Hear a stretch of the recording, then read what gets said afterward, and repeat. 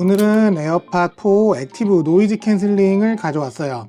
지난 아이폰 16 시리즈 공개할 때 함께 공개된 제품이고, 한국엔 아이폰 일제 출시국이 되면서 에어팟도 같이 출시할 줄 알았지만 무슨 이유에서인지 시간이 한참 지난 10월 16일 국내에 정식으로 출시됐어요. 직구를 해볼까 하다가 계속 타이밍을 놓쳐서 결국 정식 발매 제품을 구입했는데, 간단하게 에어팟 4 액티브 노이즈 캔슬링 제품을 이전에 출시된 에어팟들과 함께 비교해보고 살펴볼게요. 가장 먼저 느껴지는 첫인상은 패키지가 상당히 작다는 거예요. 영상으로 보시는 것보다 이전 에어팟을 사용해 보신 분들이 있다면 확 느껴질 만한 그런 크기고, 앞에는 에어팟 4의 유닛이 사진으로 나와 있어요. 그 위쪽에는 에어팟 액티브 노이즈 캔슬레이션이라고 적혀 있어요. 뒤쪽에도 다양한 언어로 써 있고요. 참고로 에어팟 4는 두 가지 모델로 구분되는데, 그냥 에어팟 4랑 액티브 노이즈 캔슬링을 지원하는 에어팟 4로 구분되고, 가격은 일반 버전이 199,000원이고 ANC 지원 모델은 269,000원으로 7만원이 차이 나요.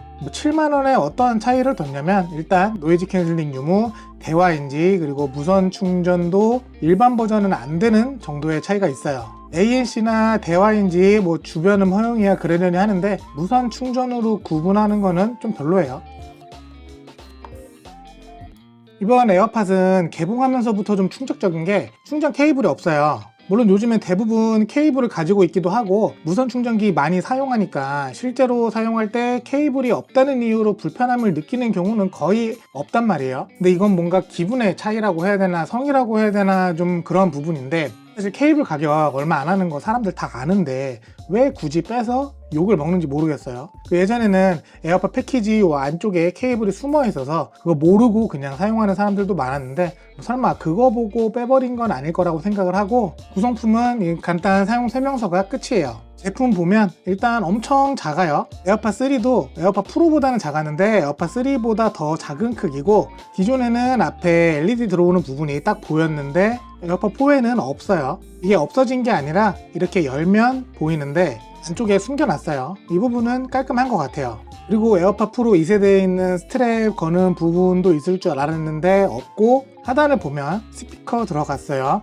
충전하거나 배터리 없거나 할 때 케이스 열고 닫으면 소리로 알려주는데, 이게 은근히 편해서 좋은 기능이라고 생각을 하고, 이게 들어갔다는 건 내년 봄부터 사용할 수 있는 나이찾기 서비스도 당연히 지원한다는 뜻이겠죠. 그리고 뒷면도 달라졌어요. 원래는 페어링 버튼이 이 아래에 있었는데 이게 사라져서 좀 찾아보니까 작동 방식이 바뀌었더라고요. 이 앞부분을 두 번 툭툭 두드리면 페어링 모드로 들어가게끔 변경됐어요. 사실 페어링 버튼 자체를 사용하는 경우가 많진 않아서 크게 상관은 없는데, 직관적인 부분으로 본다면은 그렇진 않은 것 같아요.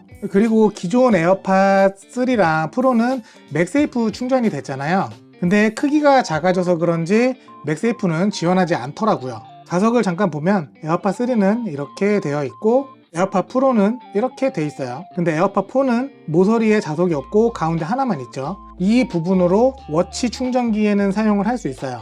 그리고 유닛을 보면 비슷하게 생기긴 했는데 조금 달라졌네요. 에어팟 3랑 비교하면 유닛 크기가 조금 달라졌고, 센서 부분의 크기랑 위치가 달라졌어요. 이 소리가 나오는 부분의 모양도 달라졌고, 착용 감지 센서도 작아졌고, 밑부분도 이렇게 차이가 나네요. 무게를 보면 일단 케이스부터 에어팟 프로는 50g, 에어팟 3는 38g, 에어팟 4는 34.5g 정도가 나와서 이 정도 차이가 있어요. 그리고 유닛도 보면 에어팟 프로 2세대는 5g 정도, 에어팟 3는 4g 정도, 에어팟 4도 4.3g 정도로 보시면 될 것 같고, 유닛의 크기나 무게 때문에 귀에서 잘 빠진다거나 흘러내린다거나 착용감이 불편하다거나 하는 거는 사실 개인 차이가 있을 수밖에 없는 부분인데, 유닛 앞쪽이 기존보다 조금 더 얇아져서 제 귀 기준으로는 조금 더 깊게 들어가는 느낌이에요. 사실 저한테는 엄청 큰 차이는 아닌 것 같은데, 개인차가 심한 부분이기 때문에 잘 모르겠다 하시면은 가까운 애플 스토어 가서 시착해보시면 좋을 것 같아요. 그리고 이 에어팟에서 가장 중요한 노이즈 캔슬링을 한번 볼게요.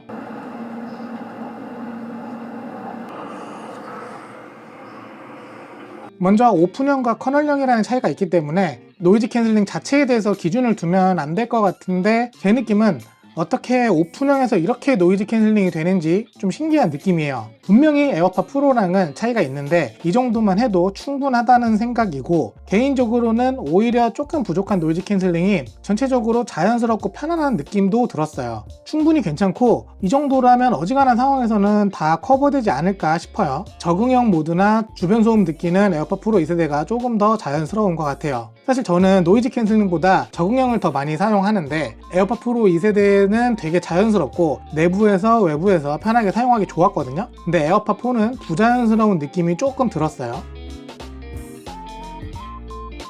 소리는 기존 에어팟들이랑 비슷한 수준이에요. 적당한 저음과 고음이 있고 부담스럽지 않은 음색인데 에어팟 프로 2랑은 형태에 따른 소리 차이가 느껴지고 에어팟 3랑은 비슷하긴 한데 저는 개인적으로 에어팟 3 쪽이 조금 더 좋은 느낌이었어요. 저음하고 고음 간의 밸런스가 더 좋다는 느낌이 들었는데, 지금 이 에어팟 4가 새 제품이기도 하고 음색을 느끼는 부분은 취향 차이가 조금 있다 보니까 제 개인적인 느낌이라고 봐주시면 좋을 것 같아요. 그리고 나머지를 보면 최근에 업데이트를 통해 에어팟 프로 2세대에서 사용할 수 있는 기능인 끄덕여서 전화를 받거나 도리도리해서 전화 거절하는 기능은 사용할 수 있는데, 이 다리 부분을 터치 슬라이드에서 음량을 조절하는 기능은 빠졌더라고요. 사실 조작감이 그렇게 좋은 편은 아니라서 필수 기능이라고 보기는 어려운데 그래도 간혹 가다가 편하게 사용하긴 해서 이 부분은 조금 아쉬웠어요. 그리고 전체적으로 무게가 좀 가벼워지고 충전 케이스 크기도 작아진 만큼 배터리 자체가 줄었는데, 기존엔 한 번 충전으로 최대 6시간 정도까지 들을 수 있었다면 에어팟 4는 1시간 줄어든 최대 5시간 동안 들을 수 있다고 해요. 근데 충전 케이스 포함해서 총 시간을 보면 30시간으로 거의 동일하기 때문에 유닛만 단독으로 사용할 때 시간만 조심해 주시면 좋을 것 같아요.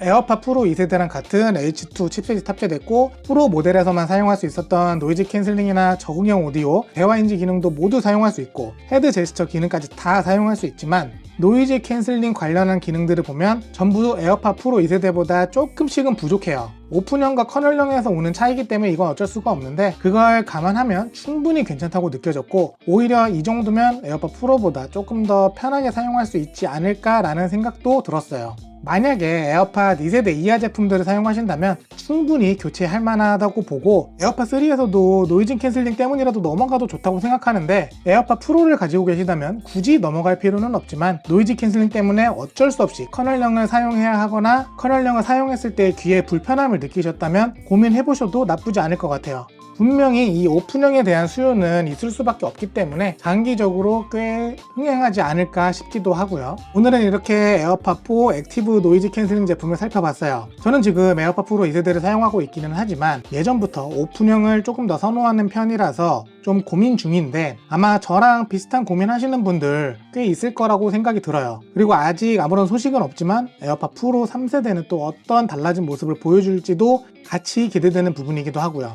그럼 오늘 영상은 여기까지 하고 저는 다음에 다른 영상으로 또 찾아올게요. 시청해주셔서 감사합니다.